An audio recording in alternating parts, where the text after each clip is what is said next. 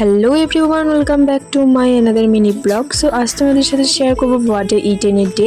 আর সকালবেলায় খেয়েছিলাম আমি এখানে কিশমিশ ভেজানোর জল, রাত্রে ভিজিয়ে রেখেছিলাম। আর তারপরে নিয়েছিলাম এখানে আমি 4টে আমন্ড, আর এটা দিয়ে আজকের দিনটা শুরু করছি। খেয়েছিলাম চা, আর বাঙালি মানে চা খেতেই হবে। বাইরে বেরিয়ে এসে দেখছি ভাবে এতগুলো জামরুল পেড়ে এনেছে, তাই তোমাদের সাথেও শেয়ার করছি। আর এগুলো সব আমাদের গাছেরই জামরুল।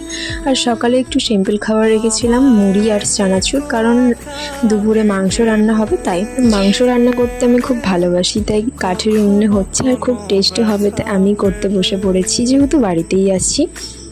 আর দুপুরে খাবারে ছিল আজকে ভাত, শাক ভাজা, ঢেঁড়স আলুর তরকারি, আর ছিল মাছ ঝাল ঝাল, মাংসের ঝোল। চলো আর তস সইতে পারছি না, খেয়ে নিই। খুব সুন্দর খেতে হয়েছিল। না না, আমি করেছি বলে বলছি না। আর সন্ধ্যেবেলা খেয়েছিলাম একটু ইউপি ইউপি ইউপি মন করছিল। আর ইউপি খেতে কার কার ভালো লাগে অবশ্যই কমেন্ট করে জানিও। কম করে খেয়েছিলাম, যেহেতু রাত্রে আবার খাবো। রাত্রে করেছিল মা রুটি, আর সকালে ছিল মাংস, আর তাই দিয়ে আজকে খাবারটা শেষ করছি।